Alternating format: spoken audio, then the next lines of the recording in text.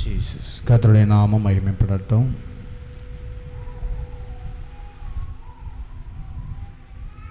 முக்கியமான சில விஷயங்களை நம்ம தொடர்ச்சியாக கற்றுக்கொண்டு வருகிறோம். அதில் இன்றைக்கு நம்ம பார்க்க போகிற விஷயம், நாமும் விசுவாசத்தை பெற்றுக்கொள்ள முடியும். விசுவாசத்தை நாமும் பெற்றுக்கொள்ள முடியும் என்கிற தலைப்பின் கீழே நம்ம கொஞ்சம் வார்த்தைகளை தியானிக்க போகிறோம். கர்த்தர் நமக்கு உதவி செய்வாராக. கர்த்தருடைய நாமம் மகிமைப்படட்டும். கடந்த நாட்களிலே நம்ம சில வேத வசனங்களை நம்ம தியானித்தோம். விசுவாசம் ஒரு மனுஷனுக்குள்ளே வந்தால் அவருடைய வாயின் வார்த்தைகள் எப்படி இருக்கும் என்பதை குறித்து நம்ம பார்த்தோம். சீஷர்கள் விசுவாசத்தில் வளருவதற்கு, அவர்களுடைய ஆவிக்குரிய ஜீவியத்தில் வளருவதற்கு பலவிதமான தடைகள் இருந்தது. அதில் இயேசு விசுவாசத்தை சீஷர்களுக்கு பல விதங்களில் கற்றுக் கொடுத்தார் என்பதை குறித்தெல்லாம் நம்ம பார்த்தோம். இந்த நாளில் நம்ம விசுவாசத்தில் நாமும் வளர முடியும் என்கிற தலைப்பின் கீழே கொஞ்சம் பார்க்க போகிறோம். கர்த்தர் நமக்கு உதவி செய்வாராக. அல்லேலூயா. நம்ம எல்லாரும் ஆண்டவரை ஸ்தோத்திரம் பண்ணுவோமா? ஸ்தோத்திரம் ஸ்தோத்திரம். Praise the lord, praise the lord. Hallelujah, hallelujah. ஸ்தோத்திரம் ஸ்தோத்திரம் ஸ்தோத்திரம். நமக்கு ஏன் விசுவாசம் தேவை? சொல்லுங்க, நமக்கு ஏன் விசுவாசம் தேவை? விசுவாசம் ஏன் தேவை? சொல்லுங்க.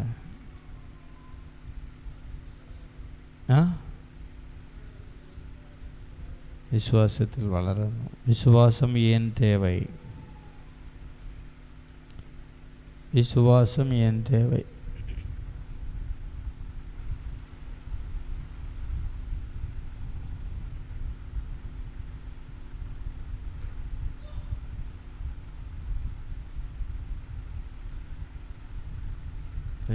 சொல்லுங்க, விசுவாசம் ஏன் தேவை?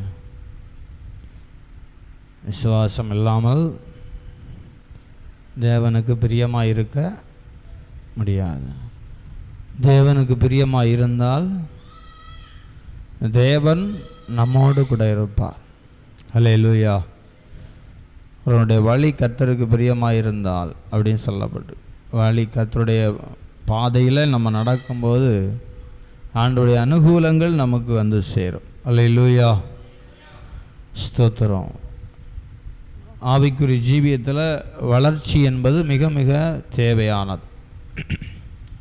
நம்முடைய உலக ஓட்டத்தில் நம்ம சபையில் வந்து ஆராதிக்கிறது நோக்கம் மாறிவிடக்கூடாது. நான் வளர வேண்டும், ஆவிக்குரிய ஜீவியத்தில் வளர வேண்டும் என்கிற சிந்தை நமக்குள்ளே சாகிற வரைக்கும் தொடர்ந்து கொண்டே இருக்க வேண்டும். அல்லேலூயா. சில விஷயங்களை நம்ம தியானித்தோம். நீங்களும் விசுவாசத்தை பெற முடியும் என்கிற தலைப்பின் கீழே கொஞ்சம் தியானித்தோம். அதில் என்னென்ன நம்ம பார்த்துருக்குறோம்? ரோமர் 10வது அதிகாரத்தில் 17வது வசனத்தை வாசிக்கலாம். ரோமர் 10:17. ரோமர் 10:17 வாசிங்க. எடுத்தவங்க வாசிங்க. ரோமர் 10:17. Price the lord, praise the Lord. விசுவாசம் கேள்வியினாலே வரும். கேள்வி தேவனுடைய வசனத்தினாலே வரும். விசுவாசத்தை குறித்து நம்ம கேள்விப்படணும். விசுவாசம் எப்படி வருகிறது? கேள்விப்படுகிறதுனால வருகிறது, கேட்கிறதுனால வருகிறது. அப்போது நம்ம கேட்கிறதை நம்ம நிறுத்தக்கூடாது. வசனத்தை கேட்டுக்கொண்டே இருக்கணும். வசனங்களை கேட்டுக்கொண்டே இருக்கணும். வசனத்தில் நம்ம இருதயம் ஆழமாய் செல்ல வேண்டும், மிக மிக அவசியமாக இருக்கிறது. ஏன் நம்ம கேள்விப்படும்போது என்ன நடக்கிறது என்பதை குறித்து நம்ம பார்த்தோம்னா, 6வது வசனத்தை வாசித்தால் அங்கே சொல்லப்பட்டிருக்கிறது, விசுவாசிக்கிற எவனுக்கும் நீதி உண்டாகும்படியாக கிறிஸ்து நியாயப்பிரமாணத்தின் முடிவாயிருக்கிறார். 7வது வசனம் விசுவாசத்தினால் 6வது வசனம், விசுவாசத்தினாலே ஆகும் நீதியானது கிறிஸ்துவை இறங்கி வர பண்ணும்படி பரலோகத்துக்கு ஏறுகிறவன் யார்?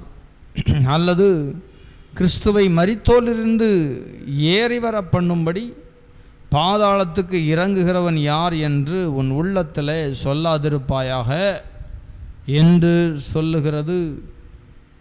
அடுத்த வசனம் 8வது வசனம் சேர்ந்து வாசிப்போமா?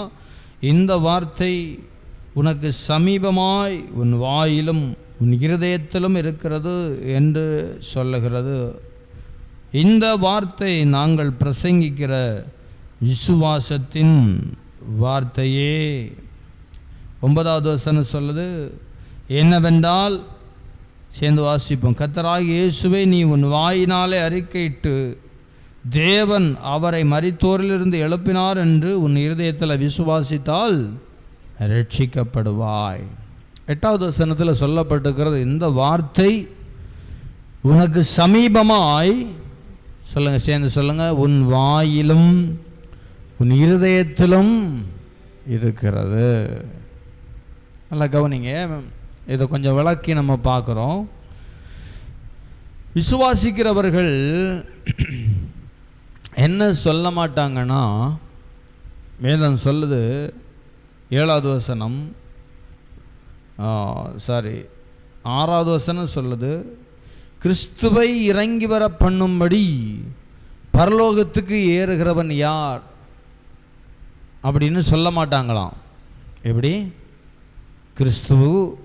கிறிஸ்துவை இறங்கி வர பண்ணும்படி பரலோகத்துக்கு ஏறுகிறவன் யார் என்று சொல்ல மாட்டாங்க.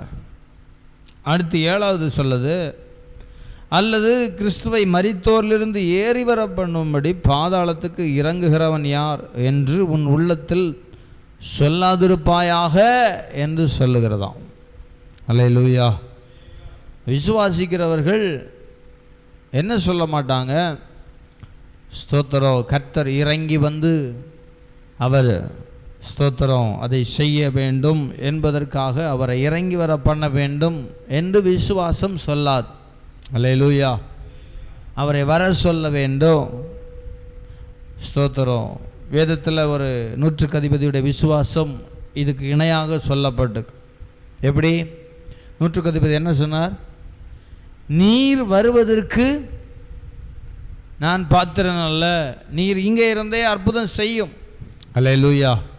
நம்முடைய இயேசு கிறிஸ்து பிதாவின் வலது பாரிசத்தில் வீற்றிருக்கிறார். ஆமென் சொல்லுங்கள். பிதாவின் வலது பாரிசத்தில் இருக்கிறார்.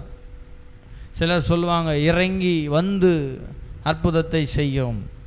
அல்லேலூயா. அது கேட்குறதுக்கு நல்லா தான் இருக்குது. ஆனால் விசுவாசிக்கிறவர்கள் என்ன சொல்ல மாட்டாங்க? ஸ்தோத்திர, கிறிஸ்துவை இறங்கி வர பண்ண வேண்டும், ஏறி போக செய்ய வேண்டும் அப்படின்னு சொல்ல மாட்டாங்க. அவர்கள் என்ன சொல்லுவார்கள்? கர்த்தர் நினைச்ச அற்புதம் நடக்கும். ஆமென் சொல்லுங்க. அல்லேலூயா. அவர் வந்து தான் செய்யணுங்கிறது இல்லை, அவருடைய வார்த்தையிலே எல்லாம் அடங்கி இருக்கிறது. ஆமென் சொல்லுங்க. அப்போது ஸ்தோத்திரம், இதுக்கு ஒப்பான இன்னொரு வசனமும் சொல்லப்பட்டிருக்கிறது. நம்ம கடந்த நாட்களில் அதை பார்த்தோம். உபாகமத்தின் புஸ்தகத்தில் 30வது அதிகாரம் 12வது வசனத்திலேருந்து நம்ம வாசிக்கும்போது, உபாகமத்தின் புஸ்தகம் 30வது அதிகாரம் 12லிருந்து வாசிங்க. உபாகமம் 30:12.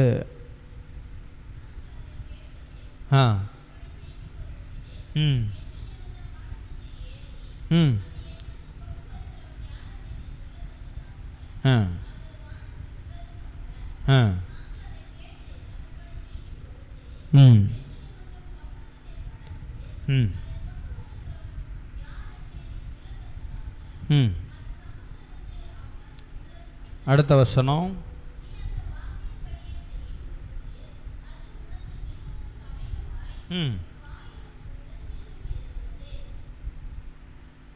இதில் இருந்து என்ன தெரிகிறது?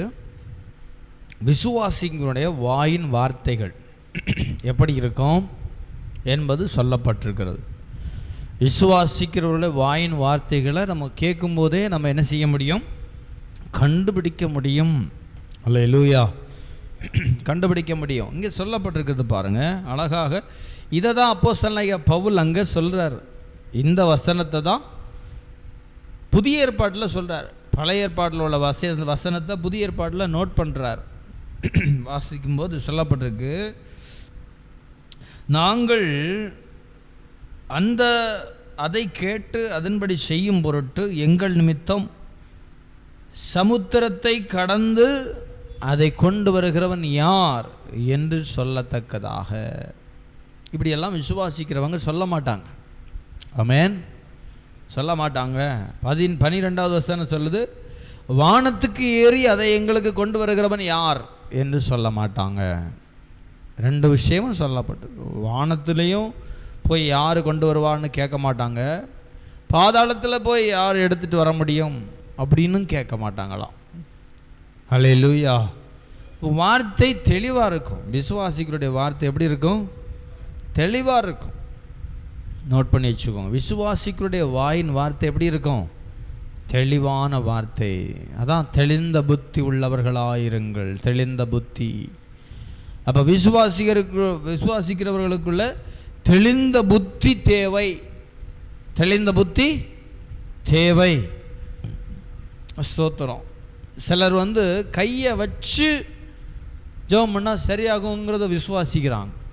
அவங்களுக்கு கையை வச்சு ஜெபம் பண்ணால் தான் சில விஷயங்கள் சுகமாகும். அல்லேலூயா. ஏன்? காரணம் என்ன? அவங்க விசுவாசிக்கிறது அப்படி விசுவாசிக்கிறாங்க.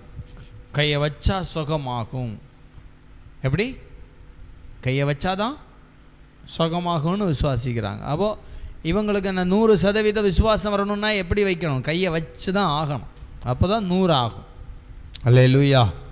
சப்போஸ் நம்ம கையை வைக்காமல் விட்டுட்டோம்னா அவங்களுக்கு அந்த விசுவாசம் இருக்காது. அந்த விசுவாசம் இருக்காது. அப்போது 100% விசுவாசம் இல்லைன்னா செயல்படாது. அல்லேலூயா, ஸ்தோத்திரம். அப்போது நம்முடைய தெளிவான ஒரு சிந்தனை நமக்குள்ளே இருக்கணும். என்ன சிந்தனைனா, ஸ்தோத்திரம், கர்த்தர் எந்த இடத்துல இருந்தாலும் அவரால் அற்புதம் செய்ய முடியும். சத்தமரில் சொல்லுங்கள் அல்லேலூயா. அவருக்கு எந்த இடங்கிறதெல்லாம் விஷயமே இல்லை. தூரத்துக்கும் சமீபத்துக்கும் நம்ம விசுவாசத்தை குறித்து படிச்சுட்ருக்கிறோம். விசுவாசத்தின் வளர்ச்சியை குறித்து படிச்சுட்ருக்கிறோம். நாமும் அந்த விசுவாசத்தை பெற்றுக்கொள்ள முடியும் என்கிறத குறித்து படிச்சுட்ருக்கிறோம். அப்போ நமக்குள்ளே என்ன இருக்கணும்? கர்த்தர் எந்த இடத்துல இருந்தால் அற்புதத்தை செய்ய முடியும். ஆமேன் சொல்லுங்க. ஆமேன், ஸ்தோத்திரம். நீர் ஒரு வார்த்தை சொல்லும், இந்த வேலைக்காரன் சுகமடைவான். அந்த வார்த்தையை நம்ம அடிக்கடி தியானிக்கணும் பாருங்க. அல்லேலூயா, ஸ்தோத்திரம். வார்த்தையை கேட்டு, ஆண்டவர் சொல்கிற வார்த்தையை கேட்டு பழகணும். ஆண்டவரே நீர் சொல்லும், நான் கேட்குறேன். ஸ்தோத்திரம். பழைய ஏற்பாட்டில் இருக்கிற விஷயங்களை புதிய ஏற்பாட்டில் அப்போஸ்தலனாகிய பவுல் விசுவாசத்தை கற்றுக் கொடுக்கும்படியாக பயன்படுத்துகிறார். அது நம்முடைய வாயில் இருக்கணும். வாயிலையும் இருக்கணும், இருதயத்தில் இருக்கும். இருதயத்தின் நிறைவை என்ன செய்யும்? வாய் பேசும். ஒரு ஊழியக்காரர் சொன்னார் பாருங்க. அவர் நிறைய மனுஷர்களுக்கு கூட்டம் நடக்கும்போது நிறைய வார்த்தைகளை சொல்லுவாராம். வார்த்தைகளை சொல்லிகிட்டே இருப்பார். வசனத்தை சொல்லுவாராம், வாக்கு தத்தத்தை சொல்லுவாராம், அற்புதத்தை பேசுவாராம். அப்போது பேசி எல்லாம் பிரசங்கெல்லாம் முடிச்சுட்டு யார்ட்டுமே எதுவுமே என்ன செய்ய மாட்டாராம்? பேசவே மாட்டாராம். எதுவுமே பேச மாட்டாராம். என்ன காரணம்னா, நம்ம சொன்ன விசுவாச வார்த்தைகள் நமக்கு அப்படியே நடக்கணும்னா நம்ம அடுத்து என்ன வார்த்தையை சொல்கிறோங்கிறது முக்கியம். அல்லேலூயா. ஒரு விசுவாச வார்த்தையை அறிக்கை பண்ணிவிட்டு அதுக்கு அடுத்து நம்ம என்ன வார்த்தையை சொல்கிறோம் அதை தான் கர்த்தர் பார்க்குறார். எந்த அளவுக்கு இவங்க நம்புகிறாங்க அப்படிங்கிறது அடுத்த வார்த்தையில் தெரிஞ்சிடும். அவன் சொல்லுங்கள். அப்போ அவர் சொன்னார், ஒரு மனுஷனுக்கு ஒரு சுகத்தை குறித்து நீங்கள் பேசிட்டீங்கன்னா அதுக்கப்புறம் அவிசுவாசமான வார்த்தையை நீ என்ன செய்யாத, பேசாதீங்க. அல்லேலூயா. செய்வார்னா செய்வார், அவ்வளோதான். அதுக்கு மேலே நடக்குமா நடக்காதான்னு தெரில அப்படின்னு சொன்னால் முடிஞ்சது. அதுக்கு முதல்ல உள்ள எல்லாமே எரைஸ் ஆயிடுச்சுன்னு அர்த்தம். ஆமேன். அல்லேலூயா. நான் சொன்னது என்னது புரிஞ்சுதா? சொல்லுங்க பாப்போம். என்னது? ஆமாம், நான் விசுவாசிக்கிற ஆண்டவரேன்னு சொல்லி விசுவாசிச்சுட்டு அடுத்த வார்த்தை என்ன நடக்க போதோனோ தெரியலையே அப்படின்னு சொல்லக்கூடாது. புரியுதா? அப்போ நம்ம அப்படி சொல்லிட்டோம்னா என்ன நடக்க போதோ தெரியலன்னு சொல்லிட்டோம்னா முதல்ல சொன்னதெல்லாம் வேஸ்ட்டாக போயிடுச்சு. முதல்ல சொன்ன வார்த்தை எனர்ஜி எல்லாம் வேஸ்ட். ஆண்டவரே நீர் செய்வீர்னு 100 முறை சொல்லி நடக்குமான்னு தெரிலன்னு ஒரு முறை சொன்னாலும் அந்த 100மே டெலீட் ஆயிடுச்சுன்னு அர்த்தம். ஆமேன். எப்படி புரியுது? என்ன புரியுது? வாயிலும் இருதயத்திலும் இருக்க கடவுது. படித்தோம்ல, ரோமர் 10:17 வாசிக்கிறோம், ரோமர் 10:30 ரோமர் 30வது அதிகாரத்திலையும் வாசிக்கிறோம், ரோமர் 10வது அதிகாரத்திலையும் வாசிக்கிறோம். அது உன் வாயிலும் இருதயத்திலும் இருக்கிறது. இருதயத்தின் நிறைவை வாய் பேசும். இருதயத்தின் நிறைவை வாய் பேசும். அப்போ இருதயத்தின் நிறைவை வாய் பேசணும்னா இருதயம் எதனால் நிறைந்திருக்கணும்? விசுவாச வார்த்தைகளால் நிறைந்திருக்க வேண்டும். அல்லேலூயா. ஸ்தோத்திரம். நான் இதுக்கு முன்னாடி கூட சொல்லியிருக்கிறேன். ஒரு வயசான ஒரு தகப்பனாருக்கு ஒரு என்ன சொல்கிறது, ஒரு வாக்குத்தத்த வசனத்தை சொன்னால் பாருங்கள். உங்களுடைய சந்ததியை பார்க்காம நீங்கள் என்ன பண்ண மாட்டீங்க, மரிக்க மாட்டீங்க அப்படின்னு சொன்னேன். பலவீனப்பட்டிருந்தார். என்னமோ அவருடைய சரீரத்தில் ஸ்தோத்திரம் நல்ல பெரிய பிரச்சனை தான் இருந்துச்சு. சரீரத்தில் நல்லா கவனிங்க, பெரிய பிரச்சனை இருந்துச்சு. ஆனால் நான் சொல்கிறேன், உங்களுடைய சந்ததிகளை நீங்கள் பார்ப்பீங்க. அப்போ அவங்க பசங்களுக்கு குழந்தைகள் இல்லாமல் இருந்துச்சு, கல்யாணம் ஆகி குழந்தை இல்லை. இப்போ நான் சொன்ன இந்த வார்த்தையை அப்போது எந்த அளவுக்கு அதை விசுவாசித்தாங்கன்னு தெரில. கொஞ்ச நாள் கழித்து அந்த தகப்பனார் மரித்து போனார். அடக்க ஆராதனைக்கு நானும் போயிருந்தேன். இப்போ நான் சொன்னது என்னென்னா, வேத வசனம், வேதத்தின் நீ உன் பிள்ளைகளையும் இஸ்ரவேலுக்கு உண்டாகும் சமாதானத்தையும் காண்பாய். இதை அவங்க என்ன நினச்சிட்டாங்கன்னா, இது தீர்க்க தரிசனம். இது என்னது? தீர்க்க தரிசனத்துக்கும் வேத வசனத்துக்கும் வித்தியாசம் இருக்கிறது. அல்லேலூயா. இப்போ வசனத்தையே நம்ம சொல்லிட்டு போகிறோம். வசனத்தை நம்ம தீர்க்க தரிசனமாக எடுத்துக்கிட்டோம்னா அது தீர்க்க தரிசனம்னு அது அப்படியே நடக்கும். ஆமேன். வசனத்தை தீர்க்க தரிசனம்னு சொல்லக்கூடாது. அப்போது இதை நான் சொன்னதை தீர்க்க தரிசனம்னு நினச்சிட்டாங்க. அப்புறம் அந்த தகப்பனார் மரித்த போது என் காதில் ஒரு நியூஸு. என்ன நியூஸு? பென்னி பாஸ்டர் சொன்னது என்ன செய்யலை, நடக்கலை. பென்னி பாஸ்டர் சொன்னது அப்போ இது கள்ள தீர்க்க தரிசனம். நான் தீர்க்க தரிசனமாக சொன்னேன்? நான் என்ன சொன்னேன்? நீ உன் பிள்ளைகளையும் இஸ்ரவேலுக்கு உண்டாகும், அது ஆசீர்வாதம். ஆமேன். அது நம்பி விசுவாசித்து அது என்னுடைய வாழ்க்கையில் சம்பவிப்பதாக அப்படின்னு சொல்லி இருதயத்தில் விசுவாசித்து வாயினால் அறிக்கை செஞ்சால் அதுதான் 100% விசுவாசத்துக்கு அடையாளம். ஆமேன். நான் அப்புறமா கேள்விப்படுறேன், என்னது, அந்த ஒரு சாட்சி சொன்னாங்க. அதில் சாட்சியில் என்ன சொன்னாங்க தெரியுமா? டாக்டர் 6 மாதம்தான் சொன்னார். எங்கள் அப்பா 1.5 வருஷம் உயிரோடு இருந்தார். அதுவே பெருசு. அதுவே அப்போ அவங்க விசுவாசம் எப்படி இருந்திருக்கு? இப்போ நம்ம தப்பு ஆகிட்டோம், அவங்க சொல்கிறதெல்லாம் கரெக்டாக மாறிடுச்சு. நான் எதுக்கு சொல்கிறேன்னா, நம்ம வாயில் பேசுகிற வார்த்தைகள் ஆண்டவர் கவனிச்சுட்டே இருக்கிறார். அல்லேலூயா. விசுவாசத்தில் வளருகிறதுங்கிறது சும்மா கிடையாது, சாதாரணமானது கிடையாது. ஏதோ ஏனோதானோன்னு சொல்லிட்டு போகிறதில்ல, ஏனோதானோன்னு சொல்கிறதில்ல. நம்முடைய இருதயமும் வாயும் ஒன்றா இருக்கணும், ஒரே மாதிரி இருக்கணும். ஆமேன்னு சொல்லுங்கள். இருதயம் வாயும் எப்படி இருக்கணும், அதான் சொல்லப்பட்டிருக்கு. நம்ம வாசித்தோம் உபாகமம் 30 அதிகாரத்தில் ஸ்தோத்திர வசனம் சொல்லுது, நீ என்ன செய், வாயினால்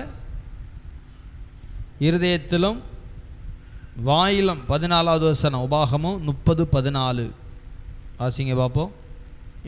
உபாகம் 30:14. நீ அந்த வார்த்தைகளின்படியே செய்யும் பொருட்டு, நல்ல கவனிங்க, அது உனக்கு மிகவும் சமீபமாய் உன் வாயிலும் உன் இருதயத்திலும் இருக்கிறதே. நல்ல கவனிங்க, இந்த வார்த்தையெல்லாம் அடிக்கோடிட்டு வைக்கணும், ரொம்ப முக்கியமானது. ஸ்தோத்திரம். விசுவாசத்தில் வளருகிறது எப்படிங்கிறத நம்ம புரிந்து கொள்வதற்கு இதெல்லாம் முக்கியம். பாருங்கள், இதெல்லாம் பேசிக், ரொம்ப முக்கியம், மறந்து விடவே கூடாது.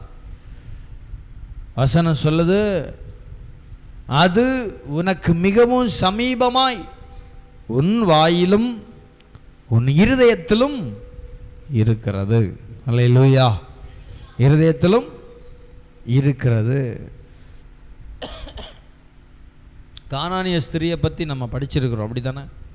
வேதம் சொல்லுது, அவருடைய பலவீனத்தில் உதவி கிடைக்கும்னு இயேசுவை முதலாவதாக கேள்விப்பட்டார். விசுவாசம் கேள்வியினால் வருகிறது. இயேசுவை கேள்விப்பட்டு அதுக்கப்புறம் என்ன செய்கிறா, வாயினால் அறிக்கை பண்ணுறா, நான் அவரை தொட்டால் சொஸ்தமாவேன் என்று சொல்லி என்ன செய்கிறா, வாயினால் அறிக்கை பண்ணுகிறார். கானானிய ஸ்திரியை குறித்து சொல்லப்பட்டிருக்கு. அல்லேலூயா. இயேசுவை தொட்டு நான் சுகமடைவேன்னு சொல்லிக்கொண்டே வந்து இயேசுவை தொட்டால் இயேசுவிடத்திலிருந்து வல்லமை புறப்பட்டது. உடனடியாக ஒரு செகண்டில் சுகமடைந்தாள். ஆமென் சொல்லுங்க. அல்லேலூயா. ஸ்தோத்திரம். வேதத்தில் வாசிக்கிறோம், அந்த செகண்ட்லேயே அவளுக்கு என்ன கிடைச்சிது, விசுவாசம். ரொம்ப பவர்ஃபுல் விசுவாசம். ரொம்ப உலகத்தில் மிகப்பெரிய சக்தி என்ன சக்தி சொல்லுங்க பார்ப்போம்? விசுவாசம். விஞ்ஞானிகளுக்கு எது முதல் சக்தி? விஞ்ஞானிகளுக்கு பெரிய சக்தின்னு சொல்லி கண்டுபிடிச்சது என்ன சொல்லுங்க பார்ப்போம்? இப்போ அதுக்கு தான் சண்டை நடந்துட்டு அப்படி தானே? யுத்தம். எதுக்காக?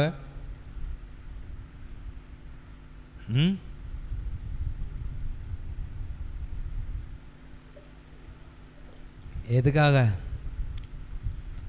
அணுசக்தி. என்ன சக்தி?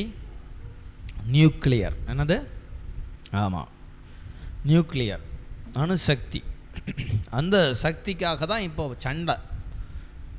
ஸ்தோத்திரம். ஈரான் நியூக்ளியர் பாம் வச்சிருக்கிறான் அப்படின்னு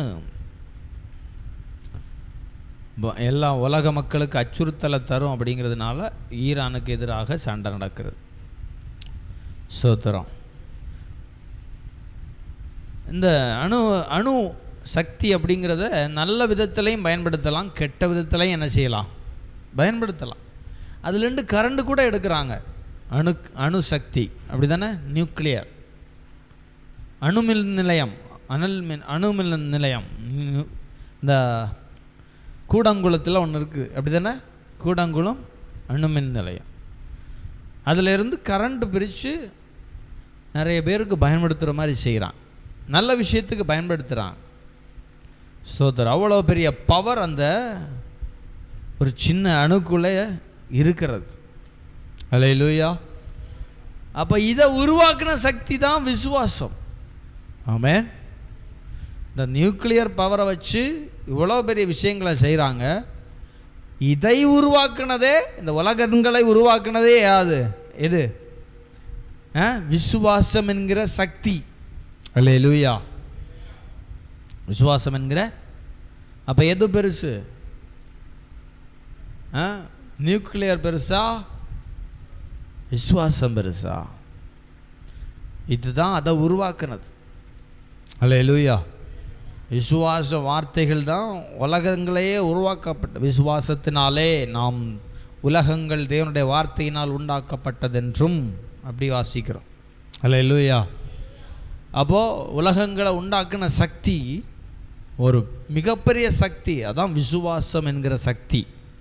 அல்லேலூயா. இதை படிக்கணுன்னா கொஞ்சம் கஷ்டம்தான், ஆனால் படிச்சிட்டோம்னா ரொம்ப எளிதாக நம்ம எடுத்துக்கொள்ள முடியும். அல்லேலூயா, ஸ்தோத்திரம். அப்போது இதுக்கு ஆதாரமாக இன்னொரு விஷயத்தை கூட நான் சொல்ல விரும்புகிறேன். நியாயாதிபதிகள் 7வது அதிகாரம் திருப்புங்க. நியாயாதிபதிகள் 7வது அதிகாரம். Price the lord, praise the lord, praise the lord, praise the lord, praise the lord, praise the lord, praise the lord, praise the lord, praise the Lord. ஸ்தோத்திரம், ஸ்தோத்திரம். 7வது அதிகாரம் 3லிருந்து வாசிங்க பார்ப்போம். ம் ம் ம் ம் ம்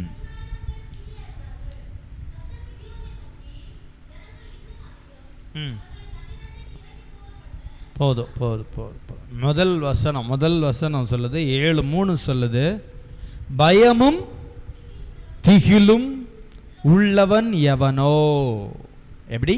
இந்த வார்த்தை தான் முக்கியம். பயமும் திகிலும், பயமும் திகிலும் உள்ளவன் எவனோ அவன் ஓடி போக கடவன். அப்போ ஆண்டுடைய பிள்ளைகளுக்கு இந்த ரெண்டுமே தேவையில்லாதது அப்படின்னு வசனம் சொல்லுது. அல்லேலூயா. பயமும் திகிலும். ஆண்டவர் இவங்களெல்லாம் விரட்டி விட்டார். இவெல்லாம் யுத்தத்துக்கே தகுதி கிடையாது, ஓடிரு. அல்லேலூயா. யுத்தத்துக்கு தகுதி கிடையாது, யுத்தம் பண்ணி ஒன்றும் பண்ண போகிறதில்ல, ஓடிரு. பயமும் திகிலும் உள்ளவன் என்ன செய்? எவனோ அவன் திரும்பி விரைவாய் ஓடி போக கடவன் என்று செவிகள் கேட்க சொல்ல என்றார். எத்தனை பேர் போனாங்க? 22,000 பேர் திரும்பி ஓடிவிட்டார்கள். எத்தனை பேர் போனாங்க? 22,000 பேர் பயமும் திகிலும் அடைந்து ஓடிட்டான். அல்லேலூயா. போணுமா? அல்லேலூயா. வேதம் சொல்லுது, 3வது வசனத்தை சேர்ந்து வாசிங்க பார்ப்போம் எல்லாரும். நியாயாதிபதிகள் 7:3. ஆகையால்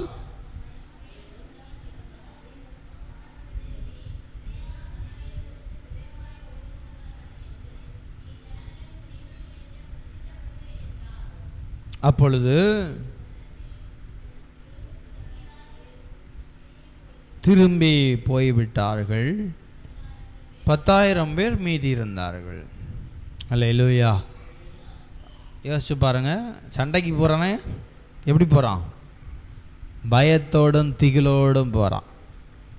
இவங்கெல்லாம் ஆண்டவருக்கு வேண்டான்ட்டார். எப்படி? செலெக்ஷனில் இவங்கெல்லாம் வீட்டுக்கு கிளம்ப வேண்டிய ஆட்கள். இவங்கெல்லாம் யார்? வீட்டுக்கு போக வேண்டிய ஆட்கள். இதிலிருந்து ஒரு பாடத்தை நம்ம கற்றுக்கொள்ளுகிறோம். கவனிங்க, என்ன பாடம்னா, விசுவாசிக்கிற தேவ பிள்ளைகள் பயமும் திகிலும் இருக்காது. ஆமேன் சொல்லுங்க, ஆமேன் சொல்லுங்க. பூரண அன்பு பயத்தை புறம்பே தள்ளும். அப்போ அன்பு குறைஞ்சதுன்னா என்ன வந்துடும்? பயம் வந்துடும். 50% அன்பு இருந்துச்சுன்னா மீதி 50% எதுவாக இருக்கும்?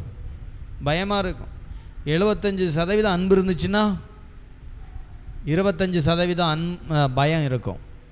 100% அன்பு இருந்துச்சுன்னா ஆமாம், பயம் புறம்பே தள்ளப்படும். கையை தட்டி ஆண்டவரை மகிமைப்படுத்தி ஸ்தோத்திரம் பண்ணுவோமா?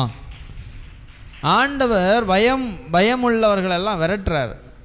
யுத்தத்துக்கெல்லாம் நீ எல்லாம் லாயக்கே கிடையாது. அல்லேலூயா.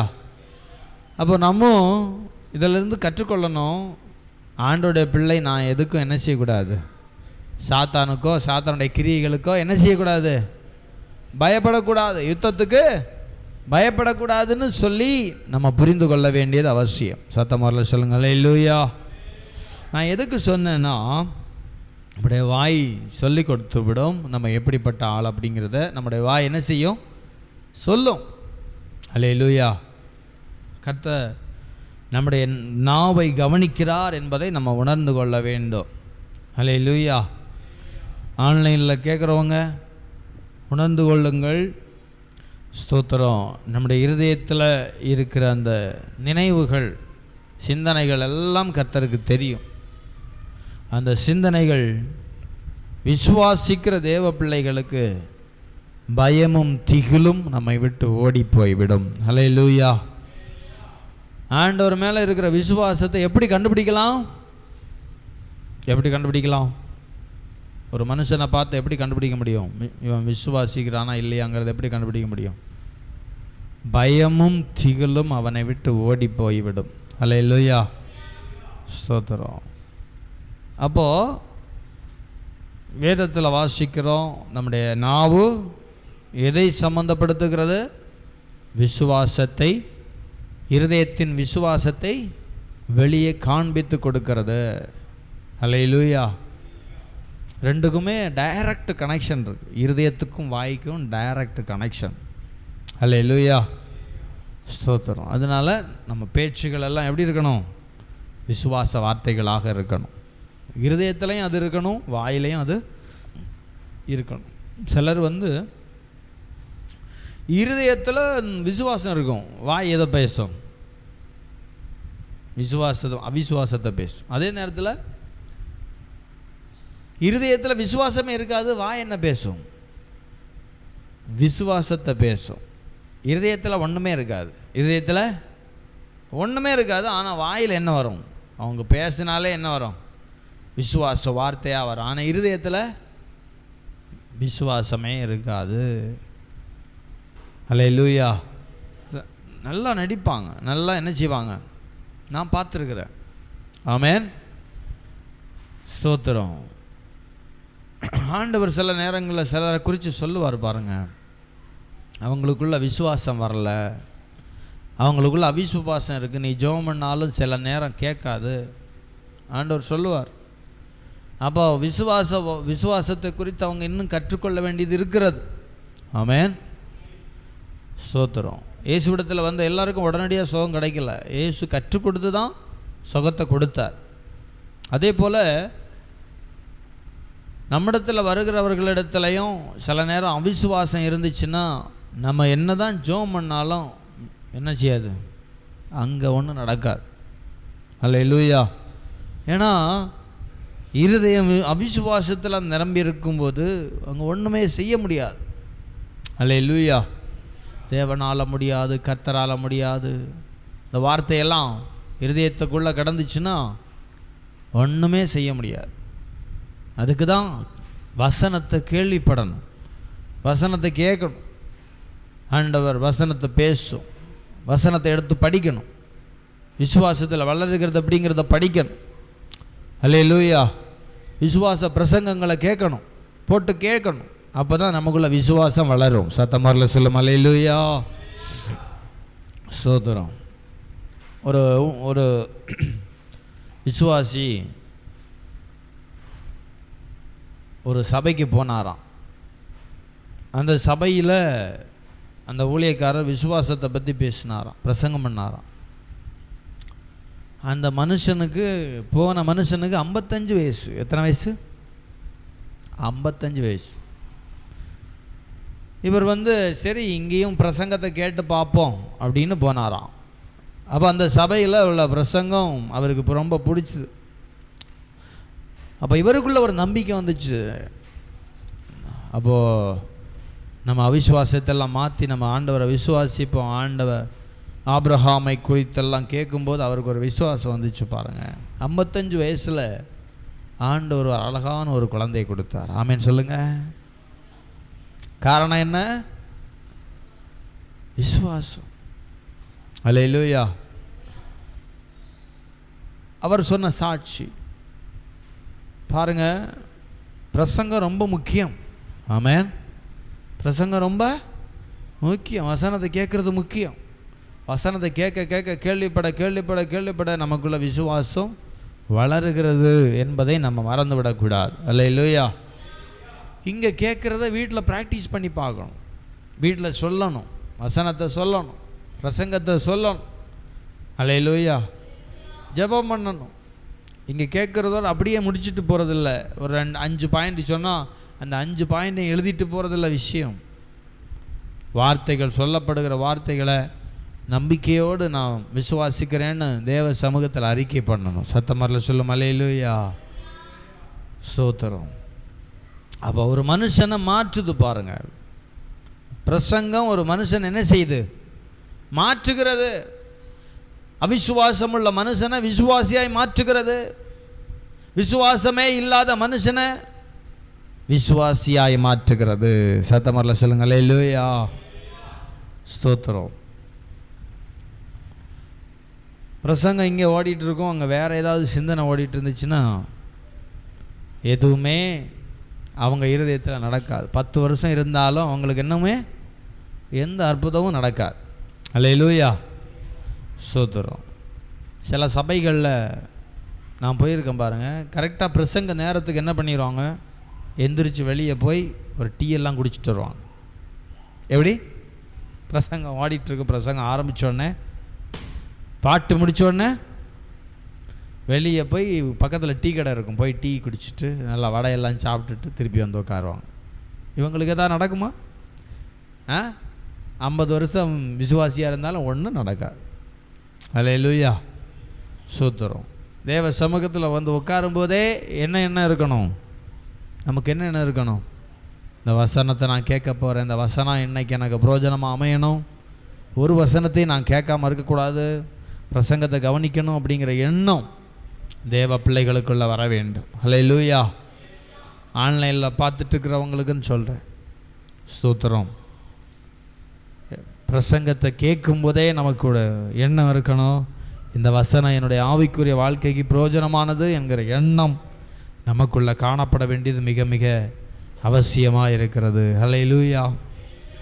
அப்படி இருக்கும்போது தான் அந்த வார்த்தை நமக்குள்ளே போகும், அந்த வார்த்தை நம்மை உருவாக்கும், அந்த வார்த்தை நம்மை மாற்றும்.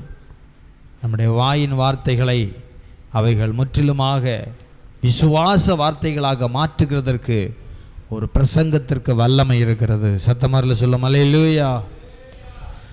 நம்ம என்ன பிரசங்கத்தை கேட்குறோங்கிறது முக்கியம். ஆமென். எந்த செய்தியை கேட்குறோம்? ஸ்தோத்திரம். நம்முடைய இருதயத்தை ஊன்ற கட்டுகிறதான செய்தியை கேட்கணும். ஆமென் சொல்லுங்க. நம்முடைய இருதயத்தை விசுவாசத்துக்கு நேராக வழி நடத்துகிற செய்தியை நம்ம கேட்கணும். ஆமென், ஸ்தோத்திரம். பிரசங்கம் கண்ட பிரசங்கத்தெல்லாம் கேட்டுட்டு இருக்கக்கூடாது. ஆவிக்குரிய ஜீவியத்தில் பின்னடைந்து போய் விடுவோம், மறந்து விடக்கூடாது. அல்லேலூயா. இன்றைக்கி நிறைய பிரசங்கம் வருது, யூடியூப்லெல்லாம் போய் பார்த்தா பயங்கரமாக பிரசங்கம் பண்ணுறாங்க. ஸ்தோத்திரம். ஆவிக்குரிய ஜீவியத்தில் பின்னடைய பண்ணுகிற பல செய்திகள் யூடியூப்பில் கிடக்கு. அந்த பிரசங்கங்கள் எல்லாம் கேட்டால் என்ன ஆகும்னா, என்ன ஆகும் தெரியுமா? நம்முடைய இருக்கிற விசுவாசமும் போயிடும். இருக்கிற விசுவாசம் என்ன செஞ்சிடும்? போயிடும். அல்லேலூயா. இப்படி நிறைய இருக்குது. ஆனால் தேவ பிள்ளைகள் வளருவதற்கான எண்ணம், சிந்தனைகள் நமக்குள்ளே ஓட வேண்டும். அல்லேலூயா. நல்ல பிரசங்கத்தை கேட்கணும், நோட் பண்ணணும், எடுக்கணும், எழுதணும், அப்போ தான் வளர முடியும். ஆமென்.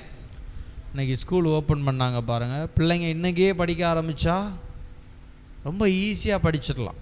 அன்னன்னைக்குள்ளதை அன்னன்னைக்கு படித்தாங்கன்னா, எழுத வேண்டியதை அன்னன்னைக்குள்ளதை எழுதி அன்னன்னைக்குள்ளதை படித்து முடிச்சிட்டாங்கன்னா பாடம் ரொம்ப எளிமையாக இருக்கும், பாஸ் ஆக முடியும், நல்ல மார்க் எடுக்க முடியும். இல்லை நான் ஒரு 10 நாள் சேர்த்து வச்சு படிப்பேன், சனி ஞாயிறு படிப்பேன்னு பண்ணால் ஒன்றும் புரியாது, ஒன்றும் புரியாது. இதே மாதிரி தான் செய்தியும் பிரசங்கமும். சபையில் கேட்குற பிரசங்கம், இன்றைக்கி கேட்குற பிரசங்கத்தை என்ன செய்யணும்? இன்றைக்கே போய் கொஞ்சம் தியானிக்கணும். அல்லேலூயா, ஸ்தோத்திரம். ஒரு ஞாயிற்றுக்கிழமை பிரசங்கம் பண்ணால் அந்த பிரசங்கத்தை வீட்டில் போய் என்ன செய்யணும்? மறுபடியும் அதை தியானிக்கணும். அல்லேலூயா, ஸ்தோத்திரம். ஸ்டூடெண்ட்ஸுனால் சர்ச்சில் 2 விதமான ஸ்டூடெண்ட்ஸ் இருக்காங்க. ஒன்று சின்ன ஸ்டூடெண்ட்ஸ், இன்னொன்று பெரிய ஸ்டூடெண்ட்ஸ். அல்லேலூயா. ஆமாம், சின்ன பிள்ளைங்களையும் ஸ்டூடெண்ட்ஸு தான் சொல்கிறோம். வளர்ந்தவங்களும் சர்ச்சில் யார் தான்? ஸ்டூடெண்ட்ஸு தான். ஆமென். சில ஸ்டூடெண்ட்ஸ் என்ன பண்ண மாட்டாங்க? ஒன்றும் எழுதி எடுக்க மாட்டாங்க. ஆமென். அப்படிதானே? ஒன்றும் எழுதி எடுக்கிறதில்ல. அப்படியும் ஸ்டூடெண்ட்ஸ் இருக்கிறாங்க. ஆமாம். அப்போ என்ன படிப்பாங்க அவங்க? சொல்லுங்கள் பார்ப்போம். என்ன படிப்பாங்க? சில பசங்க வீட்டுக்கு போகும்போது புக்கெல்லாம் கிழிச்சே போட்டு போயிடுவாங்க. பார்த்துருக்கீங்களா? செவரை குதிச்சு ஸ்கூல் செவரை குதிச்சு என்ன செய்வாங்க? யாருக்கும் தெரியாமல் போகிறோன்னு ஓடிடுவாங்க. ஸ்கூல் நடந்துட்டு இருக்கும்போதே அவங்க படிப்பு என்னவாகும்? கேள்விக்குறியாக மாறும். அல்லேலூயா, சோத்திரம். கிழிச்சு தொங்க விட்டுட்டு போயிடுவாங்க, புக்கெல்லாம் பறக்க விட்டு போயிடுவாங்க. பார்த்துருக்கீங்களா அப்படிப்பட்ட ஆட்களை? பார்த்துருக்குறோம். பரீட்சை இருக்குது, பரீட்சை முடிகிறதுக்கு முன்னாடி புக்கு கிழிஞ்சிரும். பரீட்சை முடிகிறதுக்கு முன்னாடி புக்கை என்ன செஞ்சுருவாங்க? மொத்தமாக கிழித்து தள்ளிட்டு அதில் ஒரு பெருமை. சோத்திரம். அல்லேலூயா. அப்போ என்ன செய்யணும்? பெரிய ஸ்டூடெண்ட்டும் சின்ன ஸ்டூடெண்ட்ஸை மாதிரி மாறணும். ஆமேன். அல்லேலூயா. இந்த யூடியூப்பில் பார்க்குறவங்களுக்கு சொல்கிறேன், நான் பெரிய ஸ்டூடெண்ட் அப்படின்னு நீங்கள் சபையில் என்ன செய்யக்கூடாது. எழுதாமல் எடுக்காமல் இருக்காதீங்க. அல்லேலூயா, சோத்திரம். அப்படின்னு உங்களை தாழ்மையாக கேட்டுக்கொள்ளுகிறேன். ஆமேன்.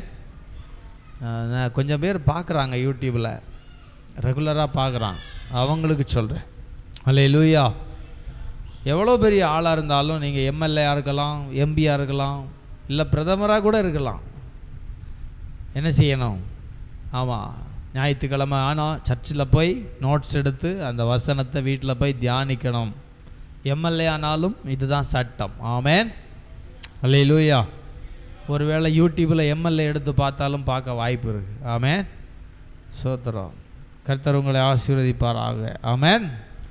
சோத்திரம். நான் எதுக்கு சொல்கிறேன்னா, கவனிக்கணும், வேத வசனங்கள் ரொம்ப முக்கியமானது. சபைக்கு சொல்கிறேன், நம்ம வசனத்தை அவிசுவாசத்தோடு 50 வருஷம் கேட்டாலும் விசுவாசம் வளராது. ஆனால் விசுவாசத்தோடு, அந்த விசுவாசத்தில் நான் வளரணுங்கிற எண்ணத்தோடு கூட நம்ம வாழ்ந்தா, பிரசங்கத்தை கேட்டோம்னா நிச்சயமாகவே அந்த பிரசங்கம் நம்மை மாற்றும். ஆமேன். ஆபிரகாமை மாற்றினது. ஆபிரகாமை என்ன செய்து? கர்த்தரே பிரசங்கம் பண்ணார் ஆபிரகாமுக்கு. அல்லேலூயா. கர்த்தர் பண்ண பிரசங்கம் ஆபிரகாமை மாற்றுது. மாற்றிச்சா இல்லையா? வேதம் சொல்லுது, விசுவாசத்தில் வல்லவனாய் மாறினான். ஆமேன். ஆரம்பத்தில் விசுவாசத்தில் தடுமாற்றம் இருந்தாலும் கடைசியில் ஆபிரகாமை குறித்த சாட்சி என்ன தெரியுமா? ஆபிரகாம் விசுவாசத்தில் வல்லவனாய் மாறினான். அல்லேலூயா. யோசேப்பை குறித்து சொல்லப்பட்டிருக்கிறது. யோசேப்பின் விசுவாசம் நம்ம தொடர்ச்சியாக அதெல்லாம் பார்க்கணும். யோசேப்பு, அவனுக்குள்ளே இருந்த விசுவாசம் என்ன தெரியுமா? ஆண்டவர் ஒரு நாள் உங்களை விடுதலை பண்ணி எகிப்திலிருந்து கானானுக்கு கொண்டு போவார். அப்படி போகும்போது என்னுடைய சாம்பலையும் எடுத்துகிட்டு போகணும். அதான் விசுவாசம். ஆமென். ஒரு நாள் கர்த்தர் என்ன செய்வார்? கண்டிப்பாக கொண்டு போவார். சொல்லியிருக்கிறார், எகிப்திலிருந்து வெளியே கொண்டு போகணும்னு சொல்லியிருக்கிறார். அப்படி கொண்டு போகும்போது என்னுடைய சாம்பலை கூட என்ன செய்யணும்? தூக்கிட்டு போகணும். அதுதான் யோசேப்பின் விசுவாசம். ஆமென். அப்படி நம்ம வளரணும், கனி கொடுப்போம். கர்த்தர் நம்மை பலப்படுத்துவாராக, கர்த்தர் நம்மை நடத்துவாராக. தொடர்ச்சியாக நம்ம பார்க்க போகிறோம், பல விஷயங்களை கற்றுக்கொள்ள போகிறோம். நீங்களும் விசுவாசத்தை பெறலாம். அடுத்து அன்பினால் கிரியை செய்யும் விசுவாசம், அப்புறம் கனத்துக்குரிய பாத்திரம், விசுவாசத்துக்கும் அன்புக்கும் இடையே உள்ள தொடர்பு, இப்படி நிறைய செய்தி நம்ம தொடர்ச்சியாக கேட்க போகிறோம். கர்த்தர் நம்மை பலப்படுத்துவாராக, நடத்துவாராக. தேவ சமூகத்தில் நம்ம எல்லாரும் ஜெபம் பண்ணோம். ஹல்லேலூயா, ஹல்லேலூயா, ஹல்லேலூயா. ஜெபம் பண்ணுமா? பரிசுத்தரே உமக்கு ஸ்தோத்திரம், ஸ்தோத்திரம், ஸ்தோத்திரம்.